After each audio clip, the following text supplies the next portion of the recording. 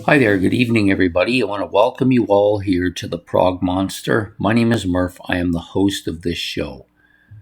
So, we're here to do an episode of a look back at a classic rock album. This is a show in which I take an album that's 15 years or greater, older, and has at least a 2.5, one, or a masterpiece.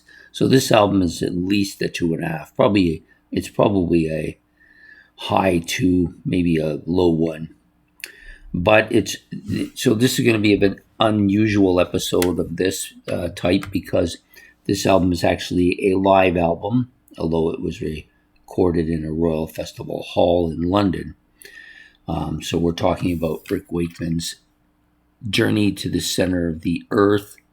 I think this is his third studio album or second. It's his third album overall. Let's put it that way. So it's not really a studio album.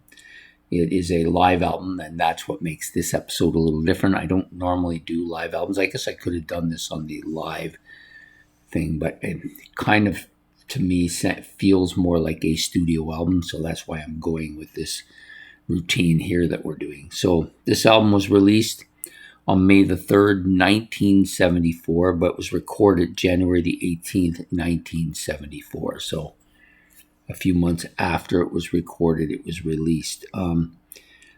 It's on the Royal. It was recorded at the Royal Festival Hall with Ronnie Lane's and Ronnie Lane's Lynn Mobile Studio. It's about 40 minutes long, a little over 40 minutes long, so it's probably the perfect length. And for me, I feel like it's perfect length. It's on the A&M record label. They did not originally want to release it, but he took it to the cassette that he recorded to the A&M offices in California, and they ordered them to release it, and so they did, and it went platinum. Did very well. It was number one in UK and number 3 on the Billboard Top 200. Of course, this was also produced by Rick Wakeman.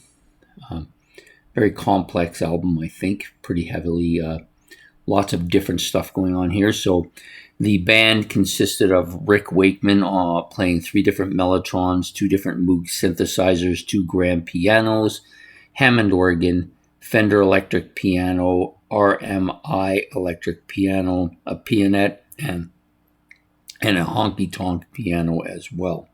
Also featured on the album, Gary Pickford Hopkins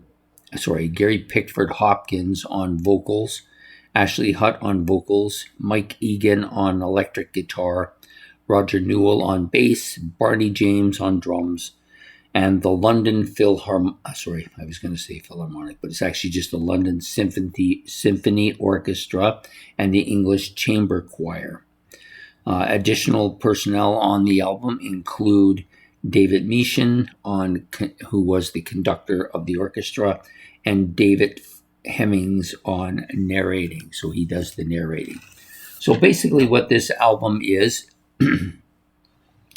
has a total, it's a 2-parter, The Journey and Recollection, and The Battle of the Forest. So 2 different parts, 2 different sides. So basically this is Jules Verne's, it's Rick Wakeman's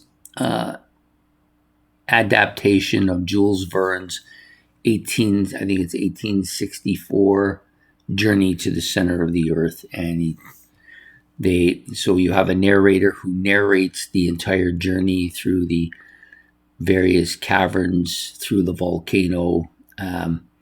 So the one cavern, they go 3 days and get nowhere and have to turn around and come back, and then they they sail across an ocean, see battles between a couple of prehistoric fish, and they see they get swept up in a storm which lasts about 4 days, and they end up in a valley where they see giant mastodons, and basically the whole trip is about Jules Verne's book. Basically, that's what he's done. He's put it into music form, and they return to the surface through almost a volcanic eruption type situation. Earthquake, I guess, is what it is, and I'm losing my voice. Try it again. There we are. So yeah, so lots of great keyboard parts on this album. Um, he's really off the charts on this album as far as all the different sounds and keyboard and synthesizer effects that he uses. And he uses the orchestra timely and the choir timely as well. So I don't think there's any interaction between the three different musical sets. They're all individual, but well timed and placed to continue the story along. I thought the story was interesting, but I think the music is really quite exceptional. Surprising because I'm not usually a person who enjoys instrumental music, but this is an exception to it, as is his second album, Six Wives of King Henry VIII. This one is a little bit more of a story, so it gets my interest that way. So overall, I would say this is pretty damn good. The keyboard stuff that he does is fantastic. The introduction of all the other instruments is quite good as well. I love the orchestrational part, really good, and the choir is pretty damn good as well. So the story is interesting. I could listen to it all the time. It's almost like listening to a book. That's what it feels like. Anyways, that's my take tonight on Rick Wakeman's Journey to the Center of the Earth. You can get a nice picture of it here. And I'll see if I can pull out a few more things for you to look at. Originally released on A&M Records, I think it was their first one ever to reach number one for the label. Yeah, not really much here to see, just more information. But yeah, really good. I like this picture of the underground caverns too.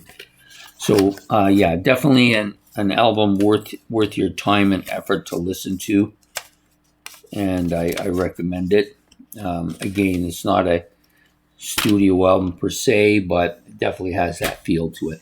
So that's my album for today, Rick Wakeman's Journey to the Center of the Earth.